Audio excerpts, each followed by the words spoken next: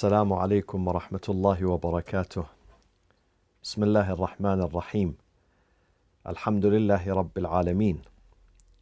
الحمد لله الذي هدانا لهذا وما كنا لنهتدي لولا أن هدانا الله. وصلى الله وسلم على سيدنا محمد وأهل بيته الطيبين الطاهرين.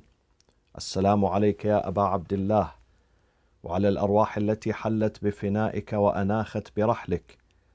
عليكم مني جميعا سلام الله أبدا ما بقيت وبقي الليل والنهار، ولا جعله الله آخر العهد مني لزيارتكم. السلام على الحسين وعلى علي بن الحسين وعلى أولاد الحسين وعلى أصحاب الحسين جميعا ورحمة الله وبركاته. Our Lord states in the Holy Quran, chapter 3, Surah Al-Imran, verse 61, أعوذ بالله من الشيطان الرجيم، بسم الله الرحمن الرحيم.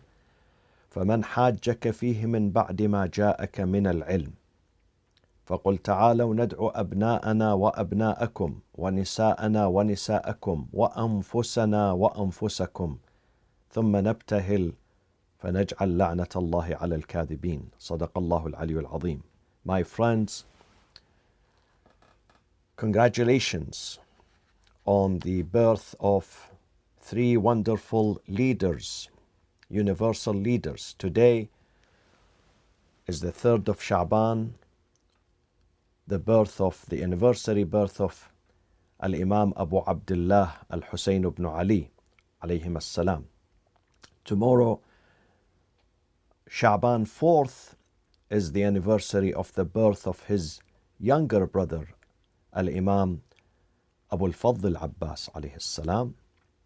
And on Sha'ban 5th, which is a Friday, it's the anniversary of the birthday of the son of Imam Hussain, Al-Imam Ali ibn al-Hussain, Zainul Abidin as-Sajjad alayhi salam.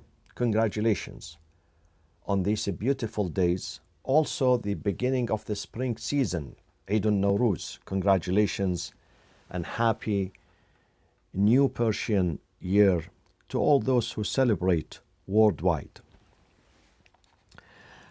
Someone asked me one day when I was performing the Umrah trip, he said, why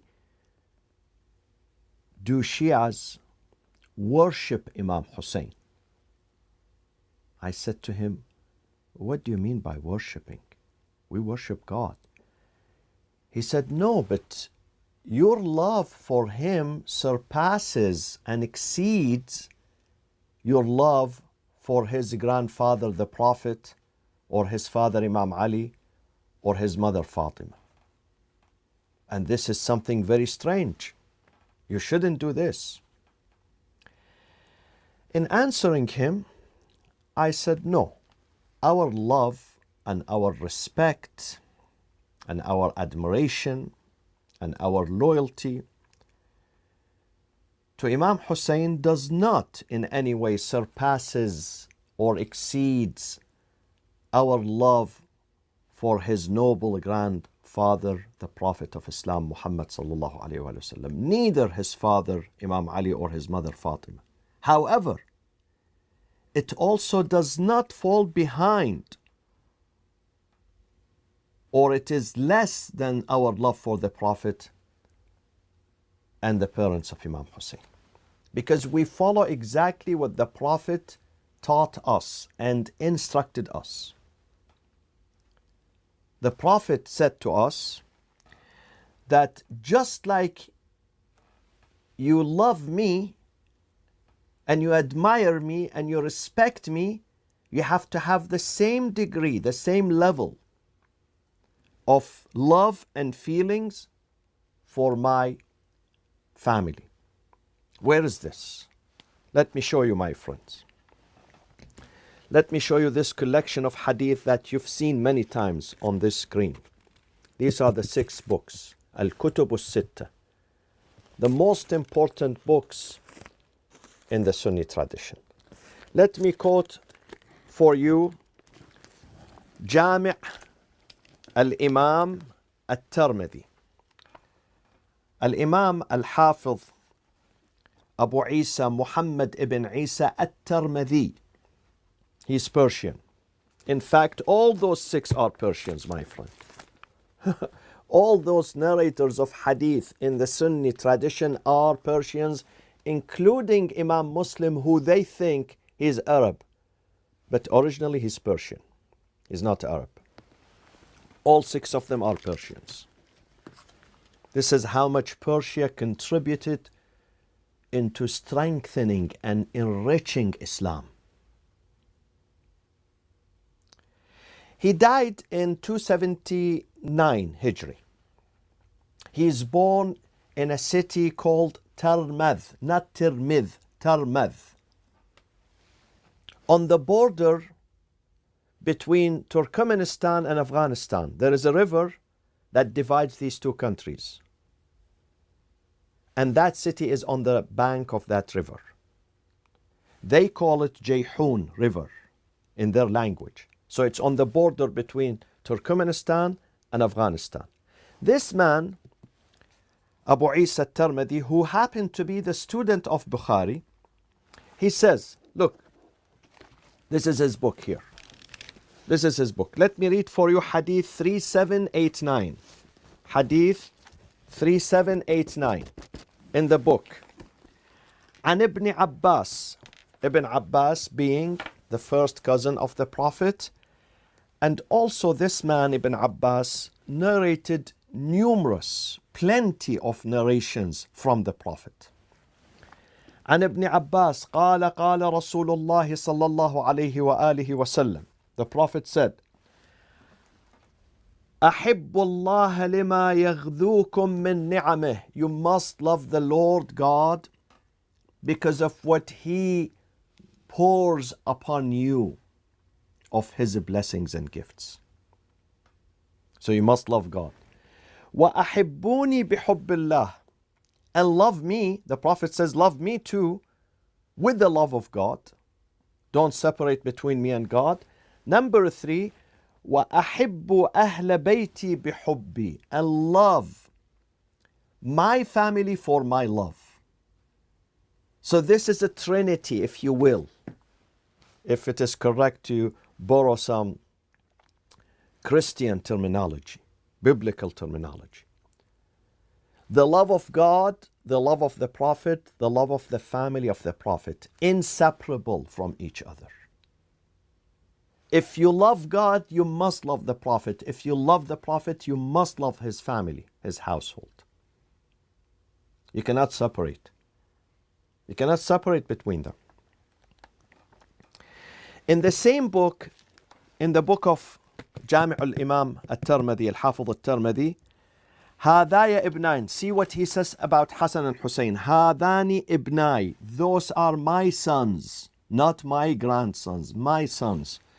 وابن ابنتي. And the children of my daughter. اللهم إني أحبهما. O Lord, testify that I do love them. فأحبهما. So you love them too. The Prophet is asking God to love Hassan and Hussain. وَأَحِبَّ مَنْ يُحِبُّهُمَا. And love those who love Hassan and Hussain too. What else? Go to another page and see what the Prophet also says. This is Jami' al-Tirmidhi again. Hadith 3733. The Prophet says, إِنَّ النَّبِيَّ أَخَذَ بِيَدِ حَسَنٍ وَحُسَيْنٍ. He got hold of the arms of Hassan and Hussain. قال من أحبني وأحب هذين وأباهما وأمهما.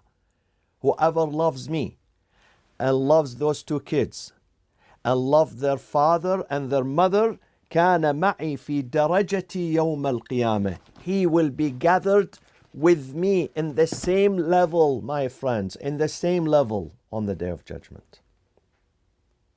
In the same neighborhood, in the same place with the Prophet.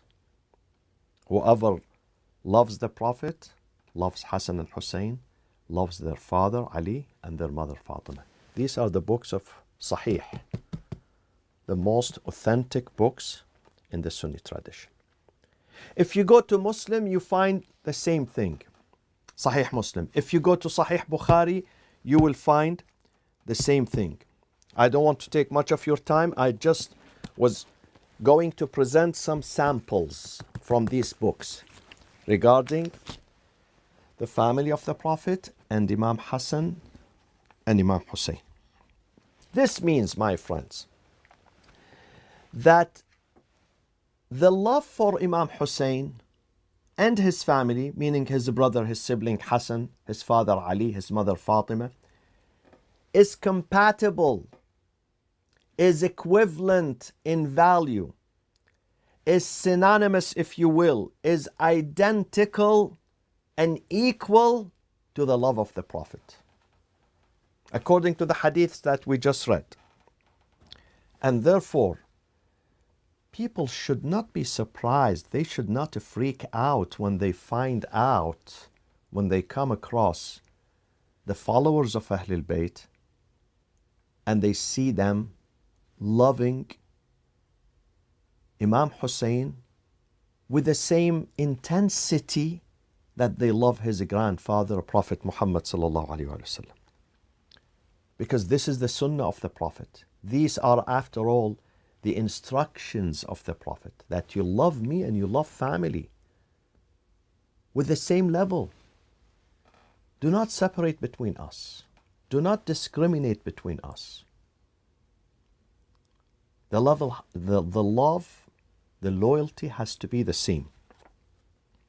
Now, let's come to this question, my friends. Do the followers of Ahlul Bayt, the Shi'a Muslims, worship Imam Hussain? Do they worship Imam Hussain? Is it right to call it worshipping? They don't, my friends. The followers of Ahlul Bayt follow this book. This book which is equal with the family of the Prophet. This book which is a complement to the family of the Prophet, according to the Prophet himself.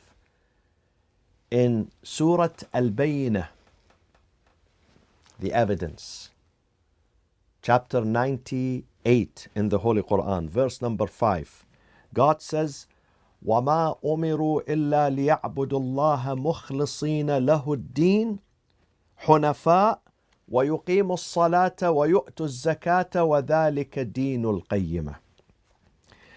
They were not commanded except to worship God. We worship God. مُخْلِصِينَ لَهُ الدِّينَ, with being sincere to Him, with sincerity, with dedication, with devoutness, complete and absolute devoutness. حُنَفَاء, inclining to truth. وَيُقِيمُ الصَّلَاةِ, establish prayers. وَيُؤْتُ الزَّكَاةِ, give alms, and that is the correct religion. وَذَلِكَ دِينُ الْقَيِّمَةِ. We worship only God. قُلْ إِنَّ صَلَاتِي وَنُسُكِي وَمَحْيَايَ وَمَمَاتِي لِلَّهِ رَبِّ الْعَالَمِينَ. Every action of us, every piece of worship, every act of worship, every rites and rituals, every religious and spiritual performance we establish is dedicated to God and for God. We don't worship Imam Hussain. We don't worship his father, neither his mother, nor his grandfather, the Prophet. Peace be upon all of them. We don't worship them.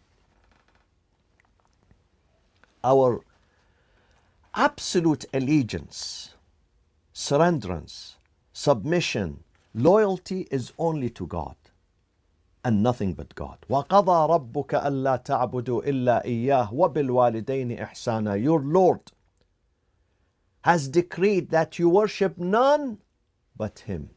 إِلَّا إِيَّاهُ. And we worship none but God. Let me read for you Ayatul Kursi. Many of you memorize Ayatul Kursi in chapter 2, Surah Al-Baqarah, verse 255. بسم الله الرحمن الرحيم. الله لا إله إلا هو الحي القيوم لا تأخذه سنة ولا نوم. By the way, the Prophet said to Imam Ali, O Ali, Ayatul Kursi Surah Al-Baqarah is Sayyidul Quran, the master, the jewel of the Quran. It's chapter 2, Surah Al-Baqarah. وآية الكرسي سيد البقرة آية الكرسي. And the jewel of this chapter, chapter 2, the cow, Al-Baqarah, is Ayat al-Kursi, the verse of the throne. إن فيها 50 كلمة. There are 50 words in this ayah, Ayat al-Kursi, which is 255 in chapter 2. في كل كلمة 50 بركة. In every word of it, there are 50 types of different blessings. Begin your day with Ayatul Kursi. End your day with Ayatul Kursi. Before you sleep, try to utter it. Try to recite it. Very short. Takes you 2 minutes, less than 2 minutes. Allahu la ilaha illa. This is the ID of God. Have you seen your ID? Your driver's license? This is the ID of God. Allahu, the Lord. La ilaha, there is no Lord other than Him. La ilaha illahu. Al-Hayy. Al-Hayy here, what does it mean? It means self-existent. It means eternal. In a few days we're going to read, in a few days from now, not too far, when Ramadan comes and the nights of Qadr arrive, we're going to recite Dua al-Jawshan al-Kabir. In that dua, Ya Hayyu alladhi la yahtaj ila Hayy. Or the Hayy, the self-existent, who does not need the support of any other existent. Ya Hayyan lam yarith al-hayata min Hayy. Or the self-existent, the eternal, who did not bequeath, who did not inherit life from others. Nobody gave him this life. He is self-existent. Al-Qayyum. Qayyum in Arabic, مبالغة من القيام. صيغة مبالغة من القيام. يعني قائم بذاته لا يحتاج إلى الغير. What does that mean? It means he's self-subsisting, self-supported, self-sustained, free of all needs, independent, completely independent. He doesn't need anything in this universe. He's sovereign. He's omnipotent. He's completely free of needs. يا أيها الناس أنتم الفقراء إلى الله والله هو الغني الحميد. Qayyum, an exaggerated term of standing. We cannot stand by ourselves. Don't think one day you can stand on your feet by yourself. You need help. You need support. But God does stand without any support. God is self-supported, self-sustained. This is the meaning of Qayyum. Self-subsisting. He doesn't need the help of anyone in this universe. And these qualities do not apply to any human being, including prophets and including Imams. We all need God. We cannot exist without God. We cannot continue without His support, without His provision, without His blessing. Now that I am speaking to you, I need God more than any other time. I cannot be independent, my friends. I am completely, absolutely, utterly dependent on God in every fraction of a second of my life. I need Him. I need millions of things today to be able to function and talk and think and retrieve the informations. Millions of things I need, not one or two. So we are not independent. No one is independent in this universe except God, except Him. Allahu la ilaha illa huwa al-hayy al-qayyum. La ta'khudhuhu sinatun. No slumber can seize Him, nor sleep. Can you go for 2 days without sleep, without rest? Can you? Tell me. Show me which one can go with for 48 hours with no sleep. with no slumber. لا تأخذه سنة ولا نوم له ما في السماوات وما في الأرض من ذا الذي يشفع عنده. These are powerful statements. We need to reflect on them. So my friends, if any individual submits to any being, to any power in this universe, thinking that this power, this being, this person is self-subsisting, self-existing, and he's divine, he believes in the divinity of that being, then definitely this is an act of apostasy. It's an act of polytheism. It's an act of a blasphemy. It's an act of heresy. If you submit to any entity in this universe, any power, any person, thinking that he is divine, then that is an act of polytheism, shirk. Because the only divine in this universe is God. The only self-subsisting and self-sustained is God, and self-existing. But if you respect others, be it a prophet, be it imams, be it Imam Hussain, other imams, the friends of God, awliyaullah, and others, if you pay respect to them, if you honor them, even if you submit to them without thinking that they are divine, they are not divine. They are the slaves of God. They belong to God. Every power they have in their position, in their possession, comes from God, not from them. They don't generate any power. It's not self-generating power. It's not by them.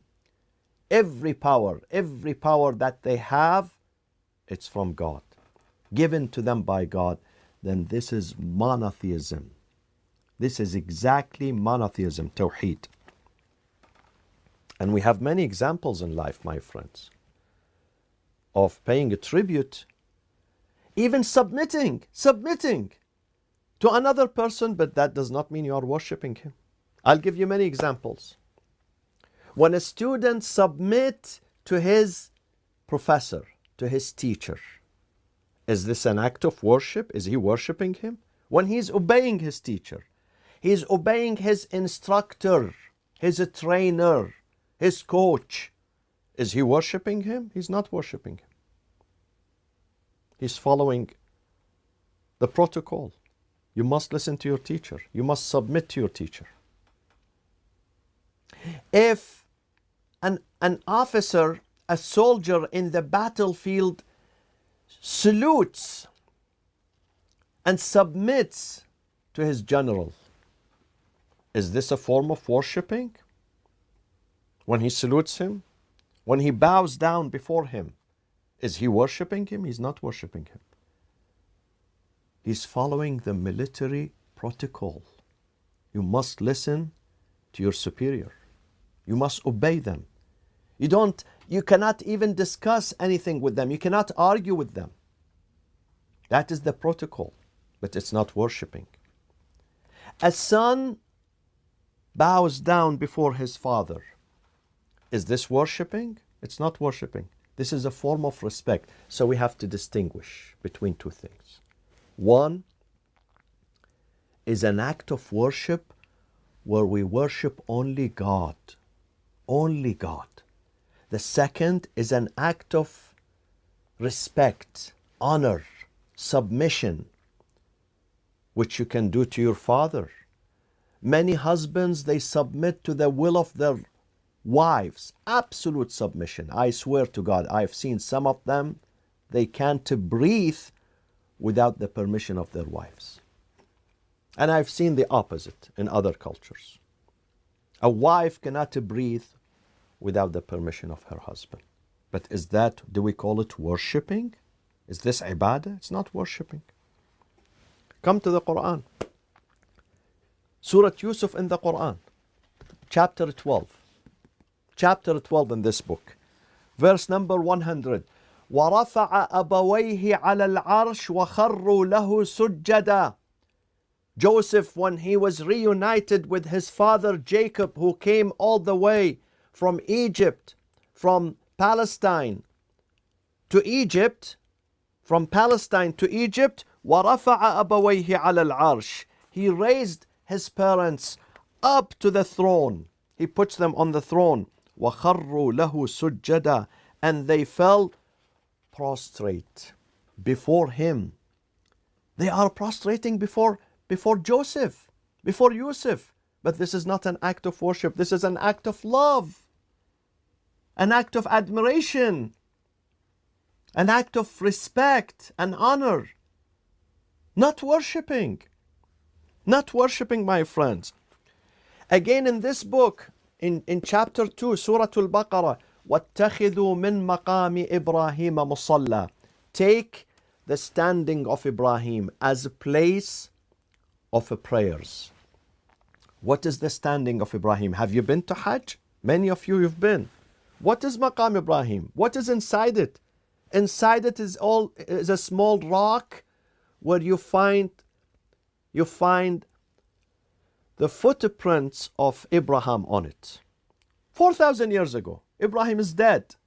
God says you have to stand behind it to pray. You are not praying to Abraham. You are not prostrating or bowing down to him. You are praying to God, but you are paying respect to Abraham.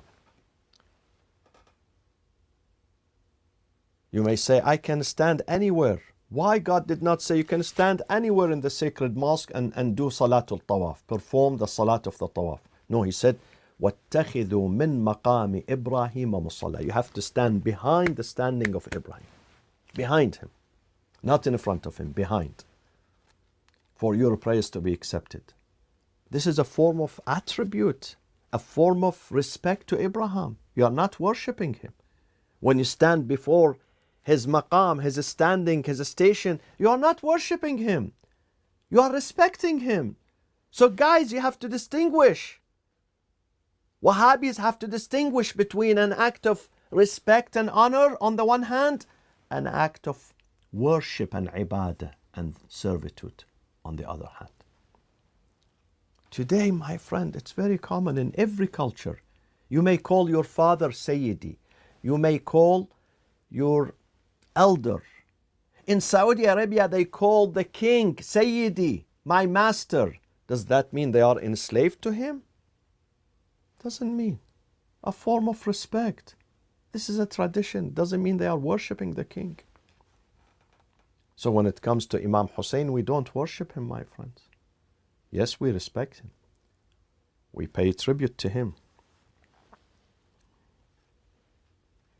Our Imams are the servants of God, the slaves of God, including Imam Hussain alayhi salam. And we love them, we admire them, we follow them, we are enchanted by them. Yes, enchanted. We are fascinated by them. Can you bring other leaders? Show me. If you can bring me today a substitute, I would leave Imam Hussain. Bring me a better substitute. Bring me someone the Prophet himself kept kissing him and crying for him in 20 events, 20 different events during different times, while Imam Hussain was only 6 years old. Bring me someone else.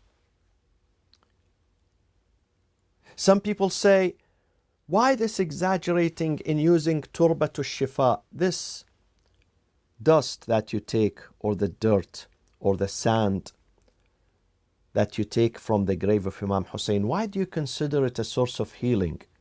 This is the Prophet. My friends, in this book, Surah Yusuf,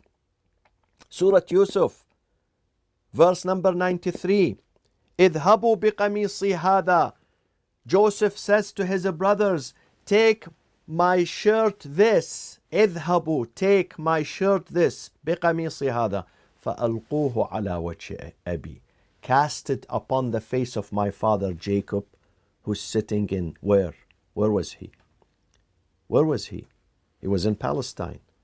فألقوه على وجه أبي يأتي بصيرا.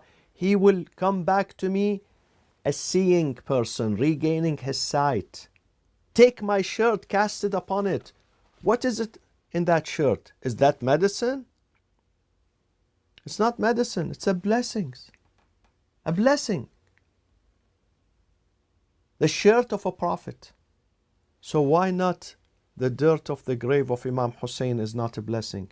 While we hear the Prophet saying himself, and this hadith is agreed upon, muttafaqun alayh, in the Sunni tradition as well as the Shia tradition. Inna Allah a'ta Husaynan thalath.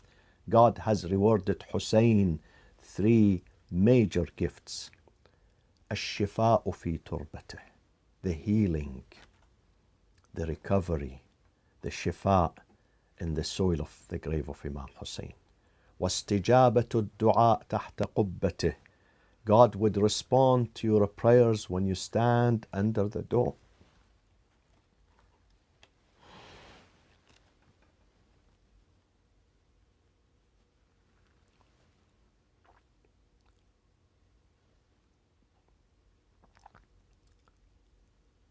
Under the dome of Imam Hussain.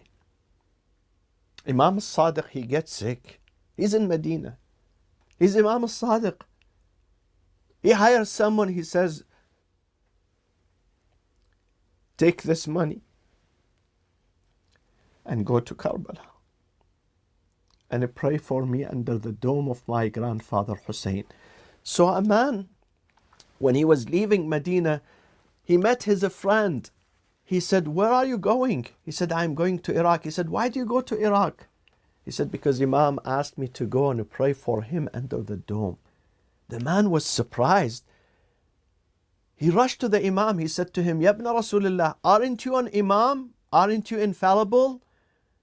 Why do you send someone all the way from Medina to Karbala to pray for you? Imam al-Sadiq said, yes, I am an Imam, I am infallible. But إن لله بقاعا في الأرض يحب أن يدعى بها فيجيب. God has allocated specific places on earth. He wants people to pray for him in these specific locations. And Karbala is one of these locations. Karbala is one of these locations, the shrine of Imam Hussain. So that is the second gift. واستجابة الدعاء تحت قبته. The third gift, والأئمة, the line of succession are from his progeny. والأئمة من ذريته.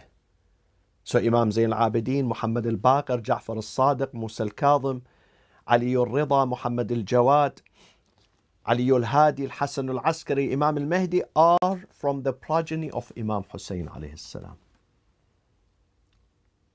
What a brilliant gifts. Wonderful gifts. Unique gifts. Unique gifts. Assalamu ala al-Hussain wa ala Ali ibn al-Hussain. وعلى أولاد الحسين وعلى أصحاب الحسين جميعا ورحمة الله وبركاته. Tomorrow we're going to continue at 8 p.m. Pacific time with the celebration of Al-Abbas alayhi salam, and Friday again at 8 p.m. with the celebration of Imam Zayn al-Abidin. Congratulations. May Allah protect you and bless you. Wassalamu alaikum wa rahmatullahi.